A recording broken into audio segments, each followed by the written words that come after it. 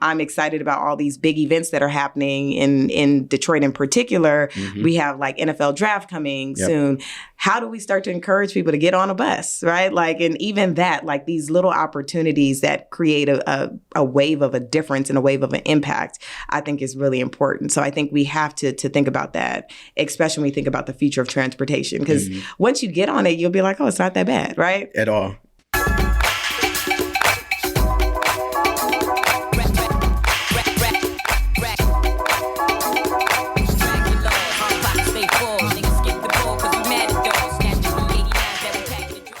What up, though, Black Fridays family? Welcome back to another installment of the Black Fridays podcast. Now, this one is extremely special. I need you to listen up because we're going to learn you something today.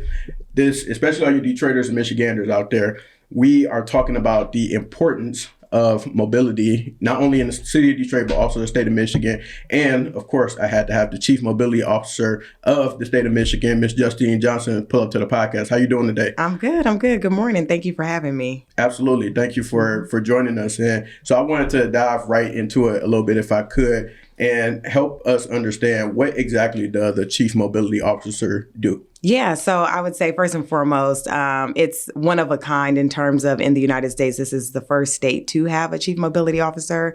And I think it's truly a testament to Governor Whitmer's leadership and really focusing on the advancement of mobility. And so for us, I always like to try to ground the conversation of what exactly is the term mobility, right? And so that is really referring to utilizing clean energy to move people, goods, and information over land, water, and air.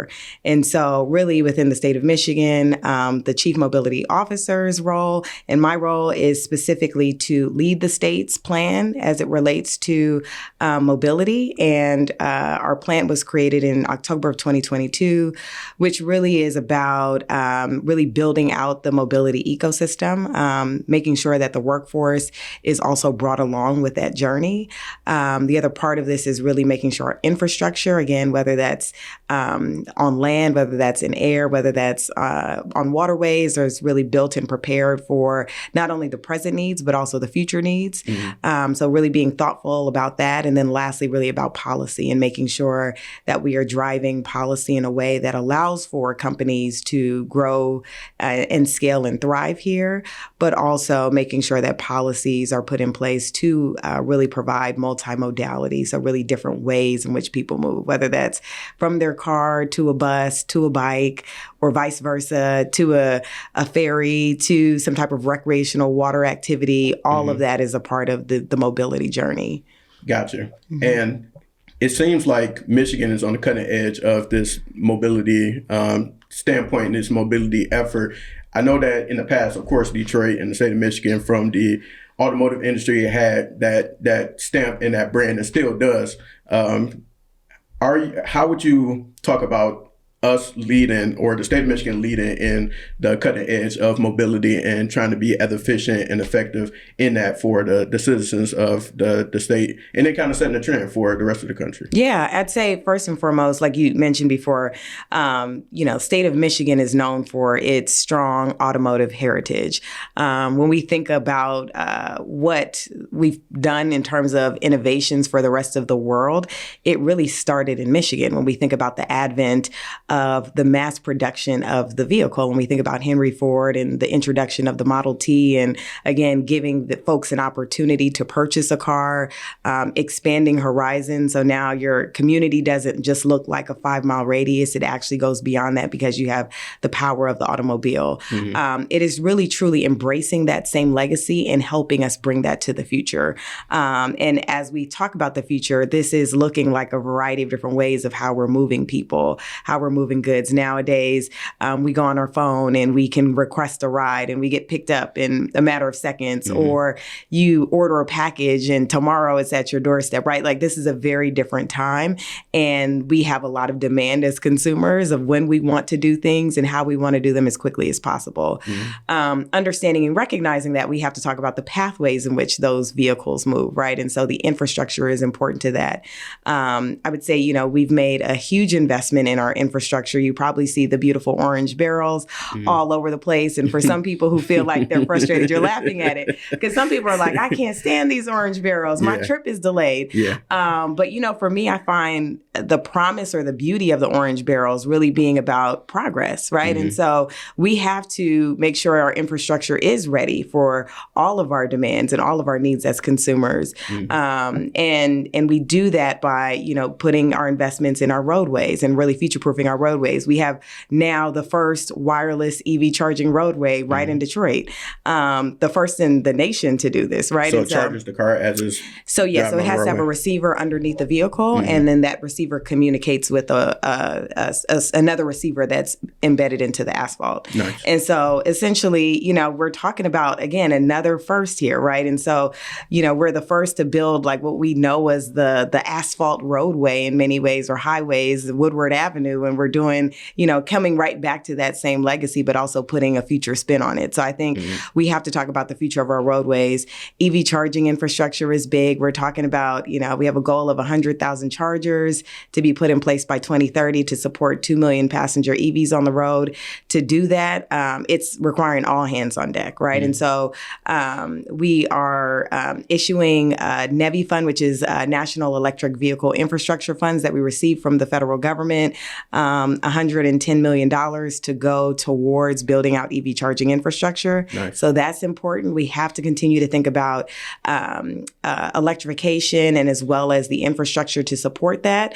But also renewable and clean energies are going to be important. It's going to be hydrogen. It's going to be electric, and whatever someone else might be working on right now that is helping us to continue to progress, especially when we talk about zero emissions. So all of these parts and pieces are very important to help us future-proofing our roadways.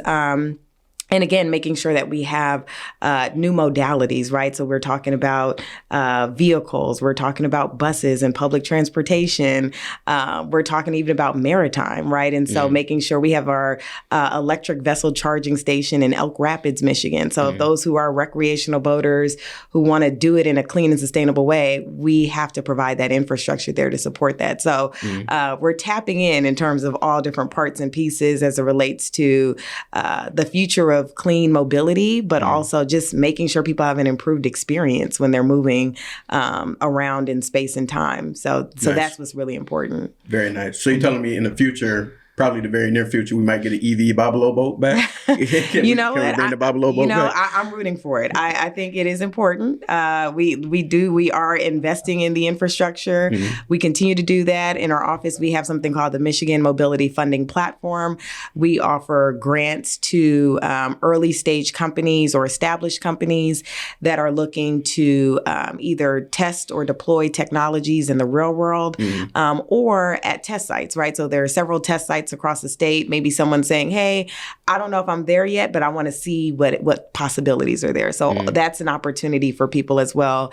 I highly encourage anyone who might be looking for funding, who has a great idea, please do check out our website, michiganbusiness.org/OFME, where you can find more about the Michigan Mobility Funding Platform, because there's all of these different funding resources available to allow for that type of growth and expansion to happen in the state of Michigan. Very nice. And what I love about that opportunity is I had got familiar with you. You had came to Black Tech Saturdays and did a brief presentation. And so being able to like that type of environment and to see the different innovators and folks in that space who are from the city and then do have innovations from a either mobility or automotive standpoint, just from their own experiences and the skill sets that they have, the work that they do, and then being able to have a fund that may allow them to bring that to life and then really, or at least get it going and be able to see where it takes them. That's phenomenal. So definitely encourage anybody out there listening, or if you know of anyone, definitely make sure you tap in with that information. We'll circle back to that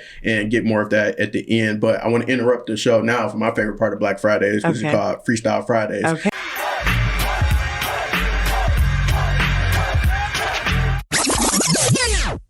Okay. So I know you're from LA originally, so you should be able to rap. This should be pretty easy. Oh, I have to rap. Okay. Yeah, I'm putting on a West Coast beat. We're gonna go for it. Okay. No, I'm messing with you. Okay, look, I'm ready. I'm like, okay, let me think of something. Let me put some lines together. Let me drop these bars. I appreciate you being ready though. So it's just a random assortment of questions. They're all about you, and I just ask that you answer each one and answer honestly. Okay. All right. So very first thing, you've been in Michigan for how long has it been? Or a resident of Michigan? Because you're familiar with the state. So I moved here in August of 2023, so end of August. Okay. So almost a year, approaching a year. Approaching, yeah. What's your favorite thing about Detroit so far? Oh my goodness, there's so many favorite things. So my first one, can I give you two? Yeah, go ahead. Okay, so I live in close proximity to Eastern Market, and I just really love going there. Not only just the people, but fresh fruits and vegetables that are affordable. I'm here for it. So I would say that's probably one of my favorite pastimes. I've been going to vinyl tastings, and that is an event that happens, every couple of months, where we're listening to records and as well as eating a really great meal from, folks who live here, who work here, supporting this local community. I've met so many people by attending events like that. So there's so many favorites, but I'm going to just drop those two for now. I just learned something new. I never knew about the vinyl tasting. Oh, yeah. So yeah, I gotta check that out. Yeah. So if your phone could only do one of these three functions and no other functions, which one would you choose? Text, phone call, video call. I would say video call. And the only reason I say video call, because it's always nice to see people. Sometimes texts get, depends on how the message is coming across. It could get a little confusing, or maybe you're like interpreting something wrong. And of course, the in-person is sometimes hard to do, depending on, someone like me who travels a lot. So always just being able to see somebody, check in how they're doing, get their energy, whether that's, again, through a screen, but it's still really important. So I'd say video call. Nice. What would you say is your favorite mode of transportation? I'm a big public bus fan. That's my favorite mode. I'm somebody, again, who grew up in Los Angeles, California, really grew up on the bus, right? And so at the time, my mom didn't have a car, so we rode the bus. And, for me, and I even then transitioned to a school bus, right? So the bus is just an important, not only shared space, it's a place where you make community. It gets you from point A to point B. It's flexible, meaning, if you can't get on one street, you can get on another street. And I think sometimes I hear a lot of excitement about rail, and I think rail is another really great mode. I just think there's more flexibility and versatility with buses and being able to think about different bus networks. So I'm a big public bus fan. Nice. I'm glad that you mentioned that, because that provides my follow-up question. So I went to high school at Cass Tech, right down the street from here. So I took the bus all 4 years. I have plenty of bus stories, all types of stories that you can imagine. I want to know if you have any funny bus stories that you might be able to share with us, or public transit as well, because I know you spent some time in New York and anything happened on a public transit system. Yeah. I mean, there are so many things, fun bus stories. Okay, so when I was living in New York, well, this is not a bus story, but more of a subway. I was riding the subway, and I remember getting on a train, and there was a man who was on the train. He had 2 rabbits in his hands. And, I got on the train, sat down. You just never know what you're going to see when you get on public transit. And he's like, "Can I introduce you to my friends?" And I said, "Sure." And he was like, "This is Michael Jackson and this is Whitney Houston." And I said, "Okay." Very interesting names. And he was just like, "Yeah, they've been with me, this amount of time. Here are some of Michael's talents. Here are some of Whitney's talents." And I was like, "Okay." He was like, "Would you like to pet them?" And I was like, "No, I don't. I don't know you. I don't know these rabbits." But you just never know what you're gonna get. Literally, you might see some rabbits on the train. Literally, a man with a rabbit. You might catch somebody singing a song, and you're like, "Wow, I didn't know we were recording an album in here." Right. You might catch somebody doing a whole dance. You might smell something really good or something not so really good. It's all of that. That's all a part of the experience. For sure. And the craziest craziest like New York videos I see, like people dressed in rat costumes and like running around in the train or doing aerobatic or aerobics on the all types of stuff. Yeah. on the city bike. Yeah. It's crazy. You see all types of stuff there, but I had to ask that because I'm sure you have some stories from public transit journey. Oh yeah. I mean, it's fun, right? Like it helps you become well rounded. It makes you aware.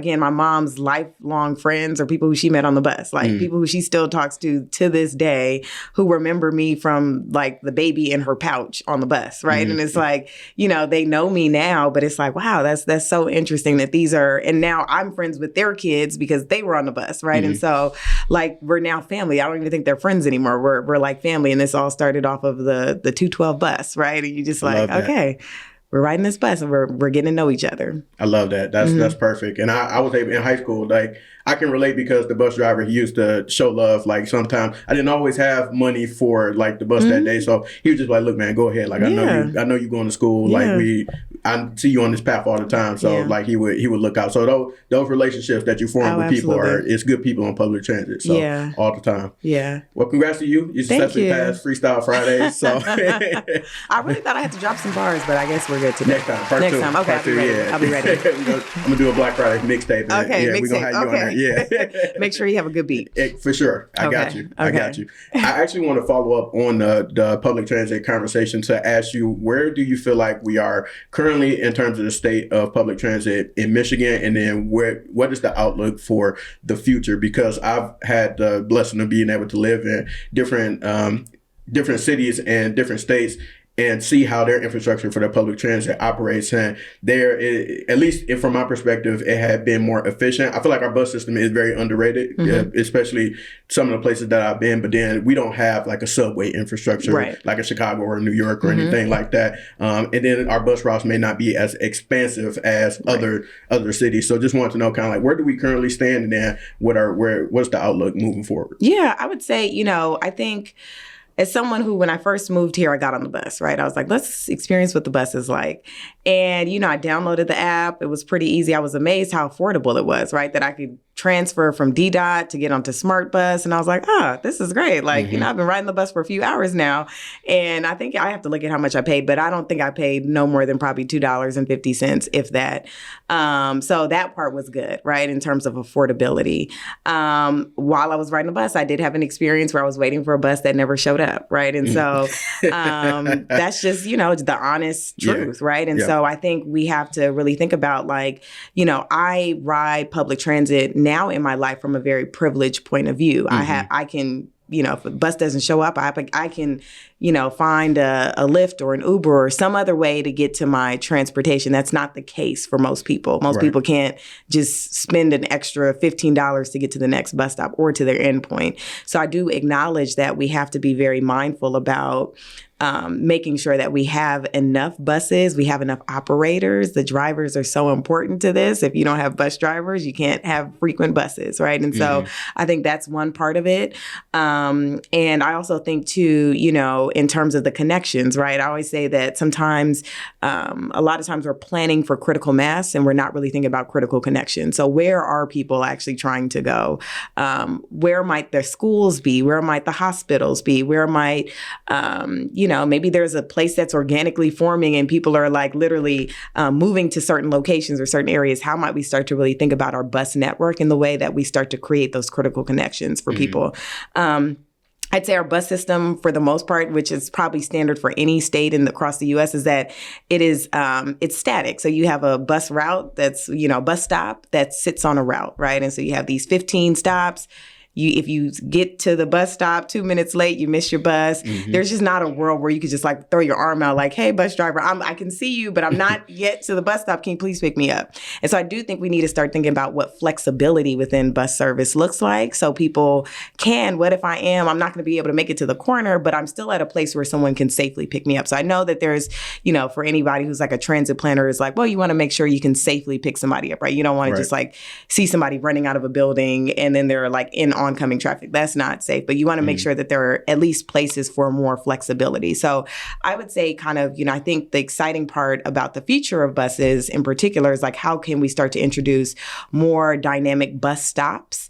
When I say dynamic, meaning you may not be at the stop, but the bus still can be able to pick you up. Or maybe it's late at night and the bus stop that you're going to is actually like a mile away from your house, but the driver is passing your house to get to that stop. Right. Imagine a world where you could just like literally on your app, like, please stop here. And maybe there's certain times where we have that type of flexibility, right? Like if you're a shift worker, you're getting off of work at midnight or beyond, it's like, now I got to walk a mile back to get to my house. Like imagine just being able to have that click of a button where you're able to communicate with your driver, please stop here. And I think that's something that I'm really excited about and thinking about the future of public transportation in particular is how might we start to introduce more dynamic bus stops. And I keep using this term dynamic because it's not a sign that's out there that says here's a bus stop, but let's be more people centric and user centric. The people on the bus need to go to where they need to go.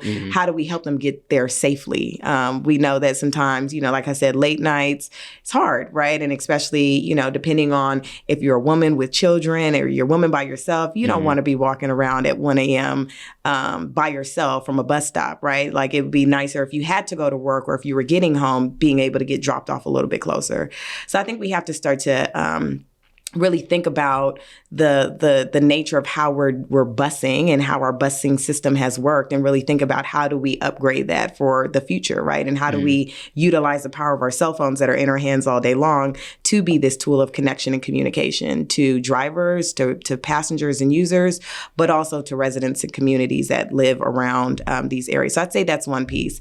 I would say, broadly speaking, I think there's often like there's a stigma around buses, right? There's a stigma who rides the bus, right? And, if you're on the bus, you're poor. Like, it's kind of like there's always this like, who's on the bus? What do they look like? Do they have money? And I think that's a challenge overall, right? And I would say that's not just unique to Michigan. I think that's a challenge. And I'd say with the exception of probably like larger cities like New York City or Chicago, that literally you need the bus because there's nowhere to park. So people are forced to get on the bus, regardless of what your socioeconomic status is, regardless of your race, your gender. You get on the bus because you need to get to work, right? And so I think we have to be thoughtful about, our own biases, because we all have them. Everybody has them. And I always say this, that sometimes it is like, how do we overcome some of those biases about who's on the bus and why are we so afraid of who's on the bus, right? I always say people have somewhere to go at the end of the day.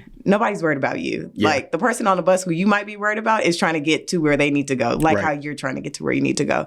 So I think we have some like unlearning to do and some learning to do. We have some unlearning to do about our fears of the bus. And we have some learning to do of like connecting people to buses. I'm excited about all these big events that are happening in Detroit in particular. We have like NFL draft coming soon. How do we start to encourage people to get on a bus, right? Like, and even that, like these little opportunities that create a wave of a difference and a wave of an impact, I think is really important. So I think we have to think about that, especially when we think about the future of transportation. Because once you get on it, you'll be like, oh, it's not that bad, right? At all. There's air conditioning in there. Yeah.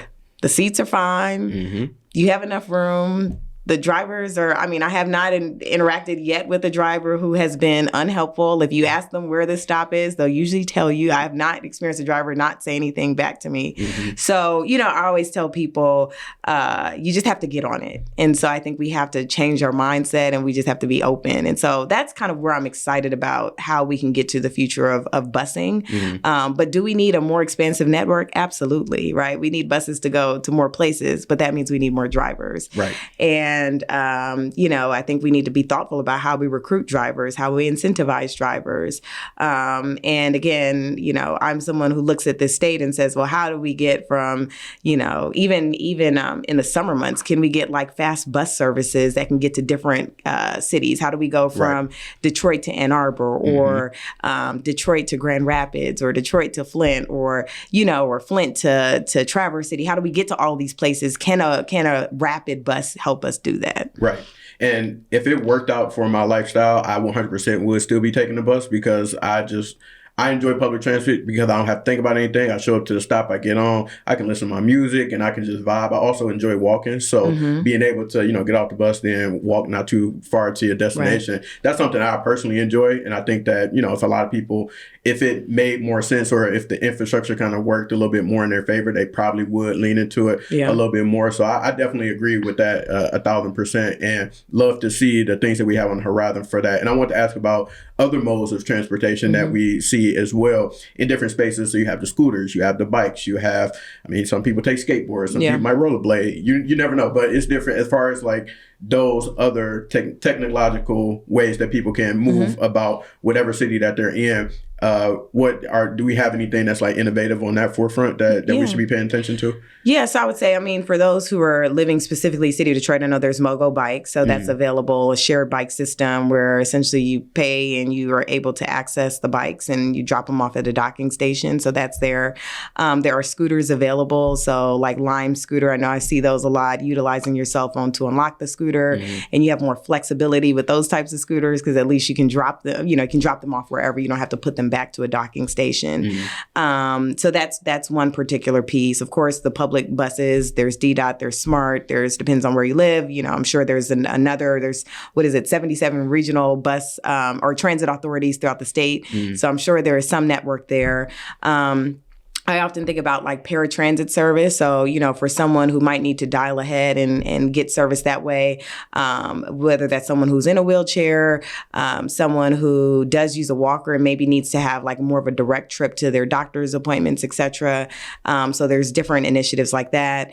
There's the mobility wallet pilot that's going on with MDOT, Michigan Department of Transportation, and as well as with OFME, and really thinking about how you connect all of these different types of services through I'd say like a mobile wallet or digital wallet that's on your phone.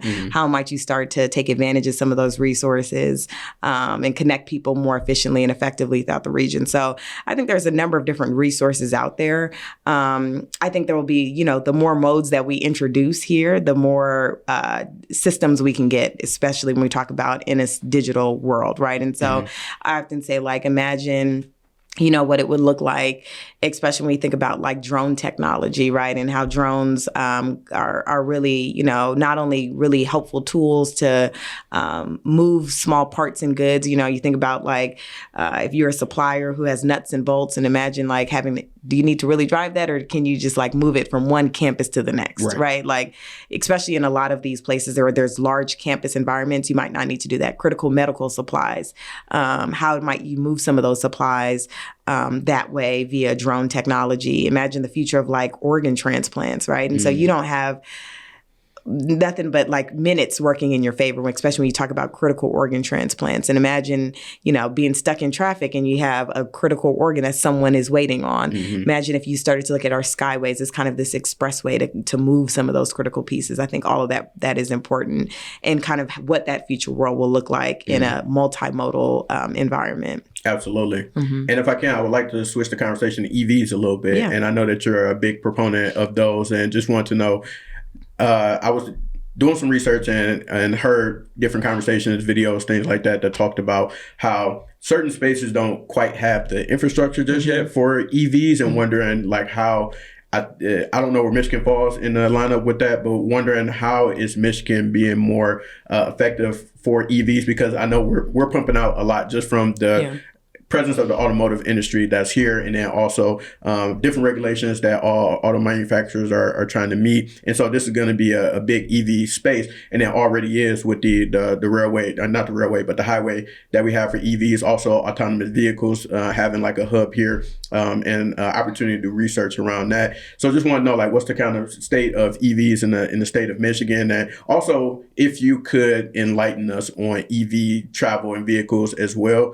because there's some people that still think like, I'm not driving around in no big battery because it can explode for whatever reason, or the robots and the AI is going to take over my life and my family. I don't know, but people have reservations about EVs. So just want to know if you could enlighten us more about that. I think, first and foremost, I am someone who drives an EV.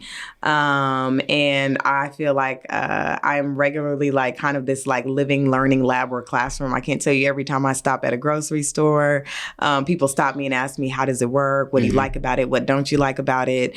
And I'd say first and foremost, I'm a big proponent of clean energy. So whether that's electrification, whether that's hydrogen, again, whether that's some other renewable form, within the state of Michigan in particular, as I mentioned before, we do have a big goal of 100,000 chargers to be put in place by 2030 to support 2 million EVs on the road. And to do that, we got to talk about the infrastructure. So first, we have the NEVI program, as I mentioned before, the National Electric Vehicle Infrastructure Program.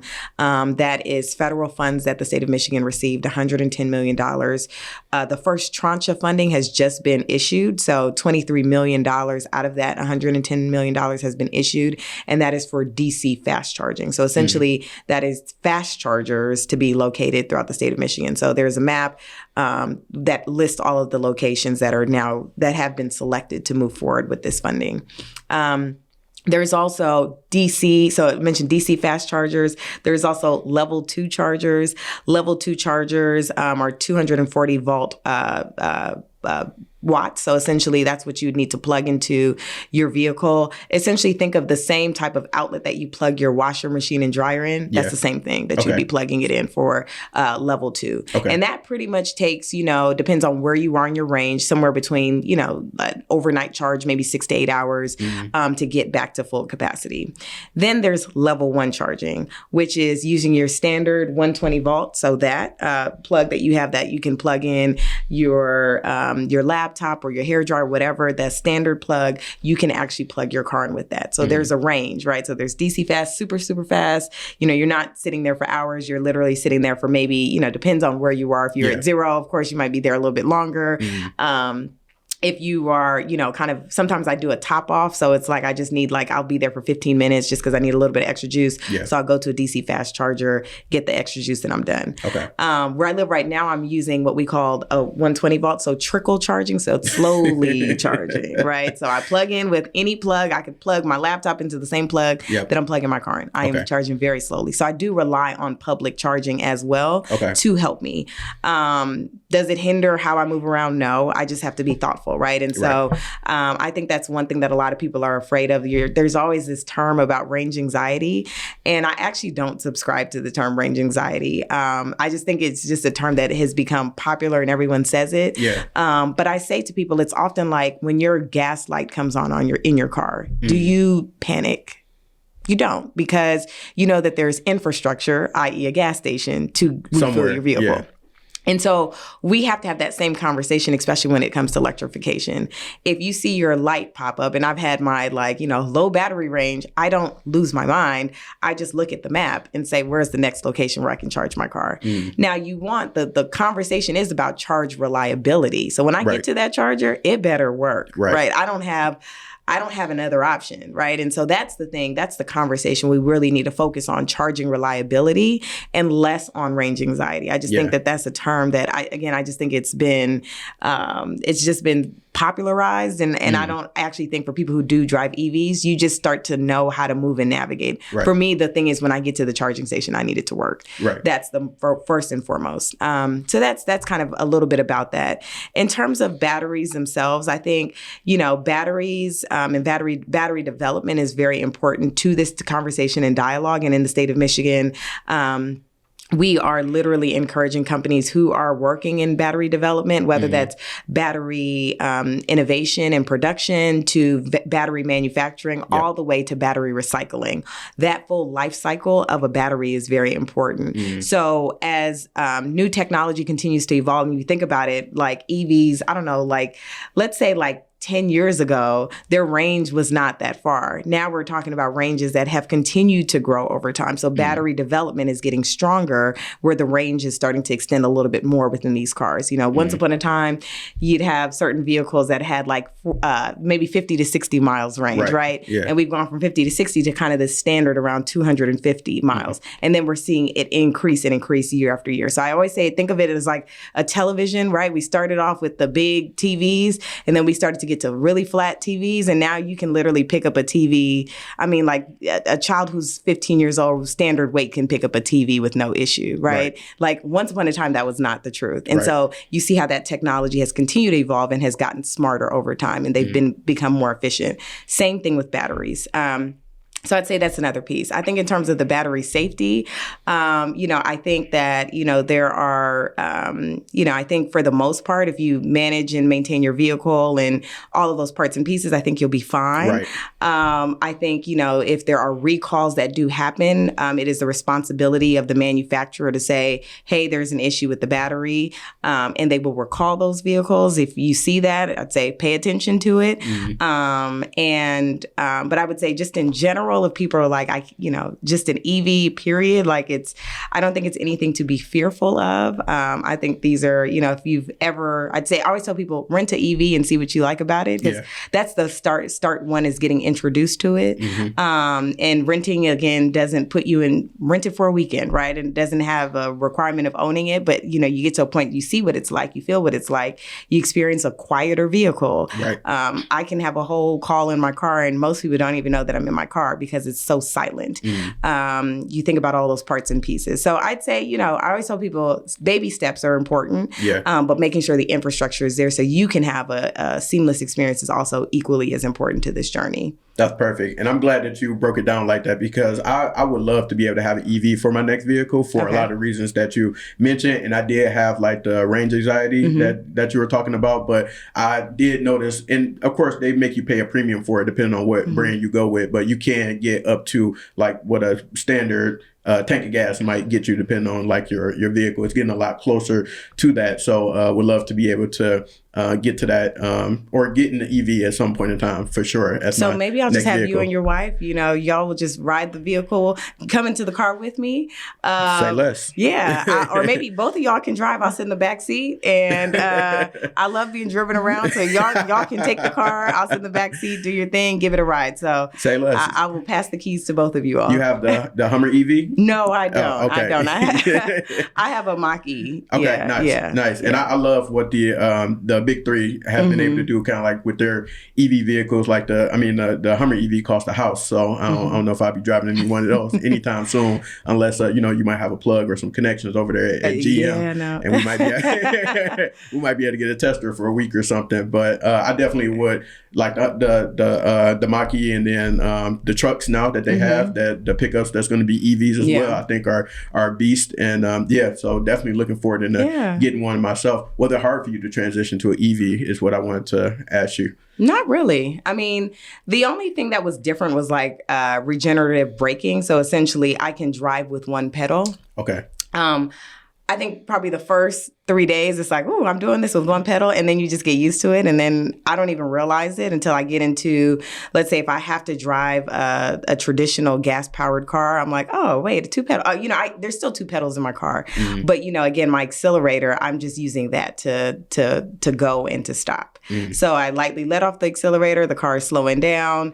And again, that's all to support the battery as well. So I think about that. But that part is pretty easy. I'd say like after a few days, you don't realize that you're doing it. It's just like muscle memory. So it wasn't hard to transition. If you're someone who owns a home, that you have the benefit of actually installing a plug. I'm renting right now. So there is a 120 volt in the garage where I'm parking. And that's what I plug into. But, again, if I own my own home, imagine what that would look like if I could be able to put my own EV charger in there. So I'd say that's another piece. But I don't think it was hard to transition. I think it was pretty seamless. There's software updates that happen at nighttime. So it'll tell me that, hey, tonight at 1 a.m., your vehicle is going to do a software update. I don't think about it. I get into the car the next day and it's like, oh, here are all of the different changes that have happened. And I'm like, great, it's easy. So that's the only piece that I would say was different about, driving the car is that you do have software updates because now you're talking about a computer that is powering the vehicle, right? And this computer and battery are talking to each other, moving the vehicle. So that's the piece that's different.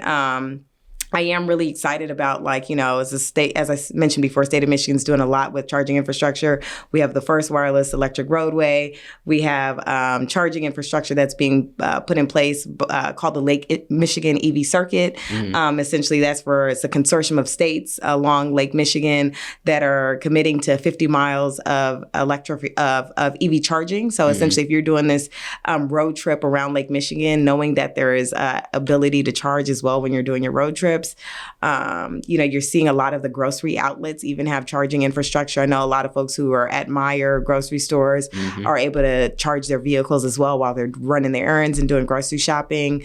You're seeing a lot of hotels have EV charging infrastructure. So as we continue to see more and more of that evolve, I think that's really going to be important to support an easy transition to electric vehicles. Very nice. Very nice.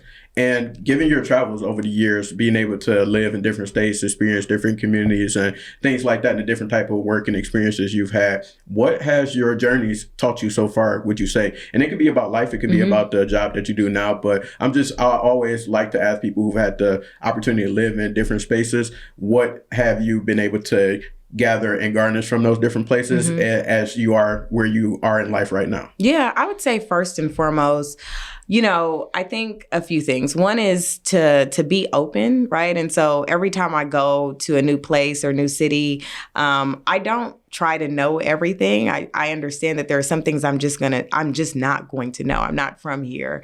But I'm open to asking questions. I'm open to building connections with people so I can learn, right? And so I think it's all important to, even like how I got to Black Tech Saturdays. I was like, Johnny, can I volunteer some days just so I can meet people? It's just great to learn what people are doing and how they're approaching work around innovation and technology. Like that part is so important, even down to food. Where do you eat? Where do you all of those parts and pieces. So I'd say I'm always open to being in a new environment. I don't make judgments or assumptions. I just accept where I'm at. It's not, it's not for me to say this is a good or a bad. Let me experience that. So I'd say I'm always open. And I guess as part of that openness is about being curious.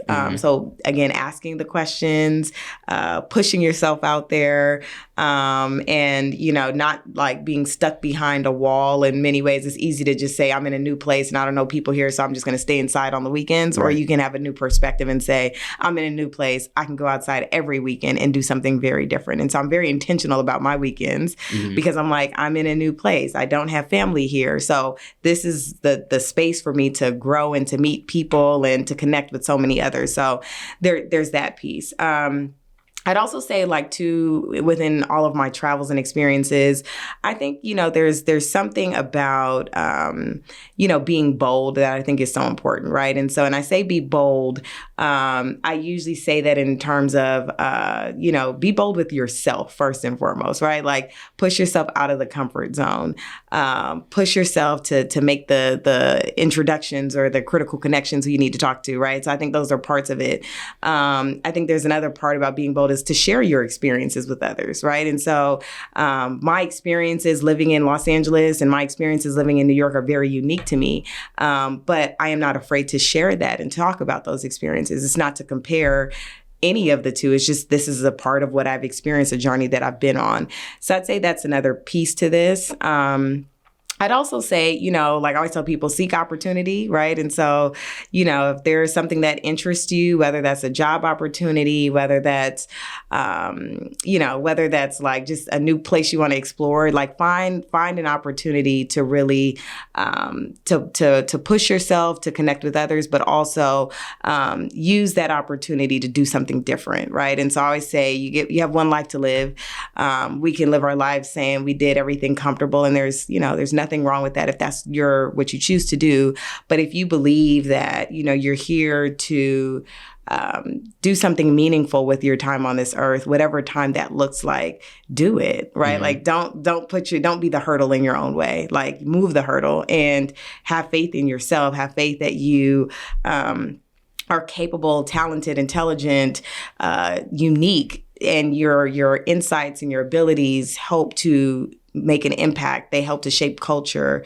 They help to lift others up. They help to open doors. They help to do all of those things. So I always tell people, like everything I do, I'm very impact centric, right? And I often think about what am I doing today that has the potential to make an impact in the lives of not only someone today for right now, but also in the future as well. So I think about all of those different parts and pieces, and I always try to find an opportunity where I can make an impact. Absolutely. And that's amazing. I love to be able to hear that perspective of not only, well, first, someone who is not from Michigan or Detroit, and then being able to see the city from like your lens. Like I almost, now being back for a couple of years, I try to explore the city as someone who's not from here, because when you kind of in it all the time, you forget certain things. You're like, oh yeah, well, yeah, I know about that. Or some people say, I haven't been to the Riverwalk in 10 years and stuff like that. Like, you kind of take it for granted. So love being able to hear, like, taking that advantage to really know your surroundings, even if you're from here. Like, take the advantage to go on a tour and learn about the historical aspects of the city of Detroit. Like, there are so many statues downtown. I cannot tell you what all of those statues mean. Like, there is some relevance to a lot of the things that happen here. So pay attention to those things, and also being bold and taking a chance to expand your mind, expand your horizon, to go learn different things in different places, and not go in as if you know everything, or you have your own perception. Like, really, intertwine yourself with what's going on in that particular area, in that community. So I love that you were able to share that with us. And wanted to ask, what do you see on the horizon for you, Justine, for the role that you're in right now for the state of Michigan? Or what are some things that you kind of want to put out there in the universe, and love to see it back? I know that you mentioned you're before we start recording, you're working on some things you might not be able to tell us about, but anything that you actually can share with us. Yeah, we'd love to hear that. Yeah, I mean, I'm excited for this particular space right now that we're in, specifically with mobility innovation. I often feel like we are at that time where 100 years ago, right? Like, the Henry Fords of the world were like, I think we figured something out, right? I think we got it. And you know how many people flocked to Michigan because they were like, I want to be a part of the opportunity. I want to be a part of this, right? I want to make the dollars that I wasn't able to make. I think we're right at that same inflection point now, right? And so I think it's such a ripe time. And that's what I'm personally excited about. A few things within our office. We are, we have a prototype grant program that just went live yesterday or maybe 2 days ago. My day's a little off right now. And again, we are a state of makers, right? When you think about people who build everything from cars to literally, when the pandemic happened, switching off to building ventilators. Like, this is a state that knows how to manufacture like nowhere else. And so we have to lean into that. We have to tap into that. We have to continue to water our manufacturers, those who build things, are makers. And so I'm excited about this particular prototype grant program, because it is just that. You have to start with a prototype before you can get to a point where you can talk about mass production and scaling. And imagine that person is like, I got the idea, I just now need to build it. Right. And if I had the funding to build it, imagine what I could do from there. So I'm excited about those particular, early stage companies or industry incumbents who are like, I just need that extra push to get me there. So that's one piece I'm really excited about.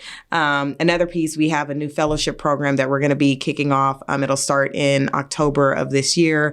It's called the My Future Mobility Fellows Program. We are going to be, right now, our host application is open. So essentially, if someone is a transit agency or authority, they can apply to host a fellow.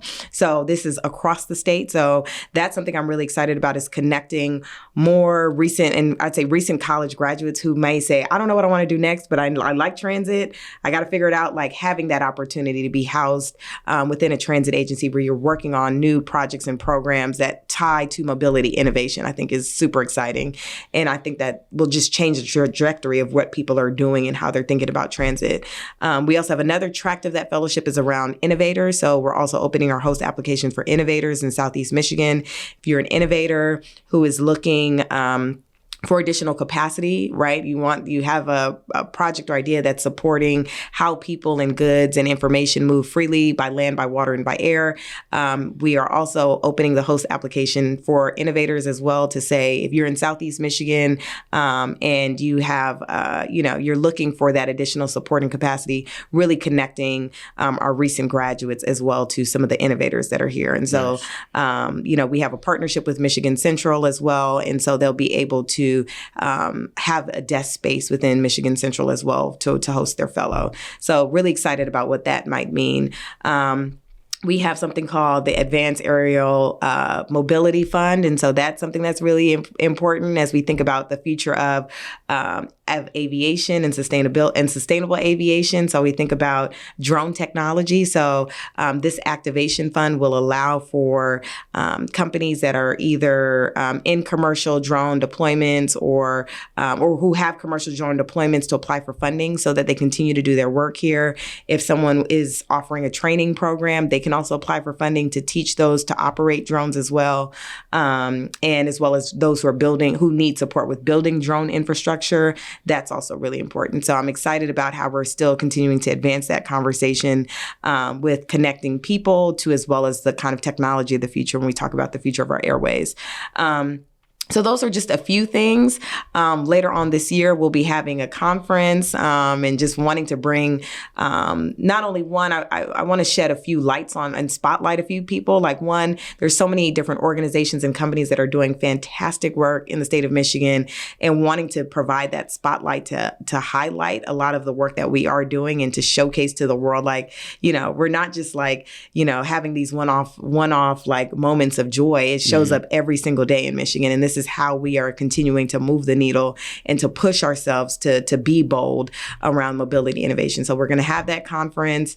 We're soliciting ideas right now for the conference of, speakers who are like, I have something that I want to share, or maybe here's just a product that I want to put on display while we're at the conference. I really want it to be as interactive as possible so people can see and meet people, but also we can bring some of our, inspiring and kind of impactful leaders, not only in the state of Michigan, but across the United States and world to come here to offer some words of wisdom and advice as we continue to push our future forward. So it'll be a lot of those parts and pieces. So there's a lot of things happening, and this is just kind of scratching the surface, but we also have our Michigan Mobility Funding Platform, as I mentioned before, that does exist now for anyone who is looking to launch mobility activations at a test site or real world deployment.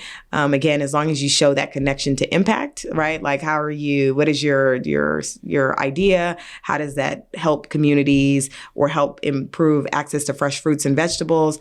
Apply, and we do have funding available. So that's open on a rolling basis. But I'm excited about all of those things. And when I think about the future of Michigan, I think about a future world where people are breathing clean air. I think about a world where people are moving efficiently and effectively.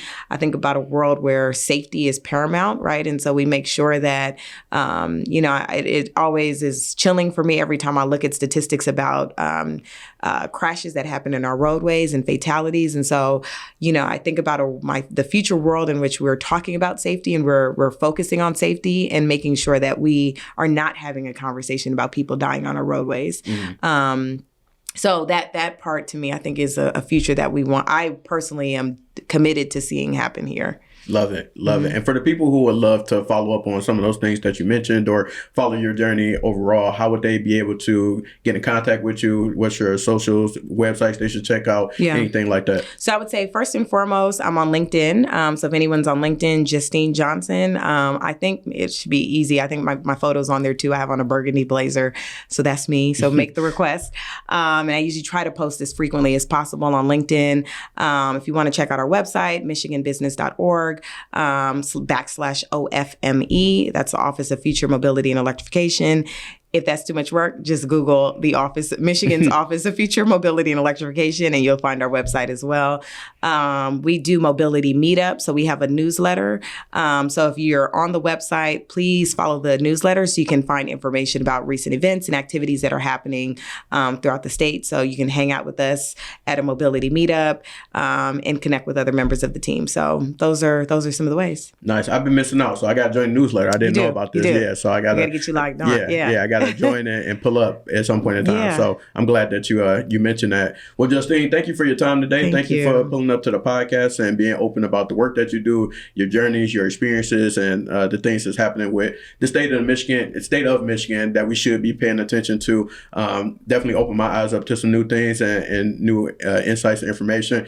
EV on the way, on the horizon at some point in time. When I get my next vehicle, definitely looking at EVs as long as I can clear it with the wife. And and grateful for your time today. Thank you so much for having me, and thank you for continuing to do this good work in community. So appreciate that. Absolutely. Appreciate you. And everybody watching, we're going to tap in with y'all soon. Peace.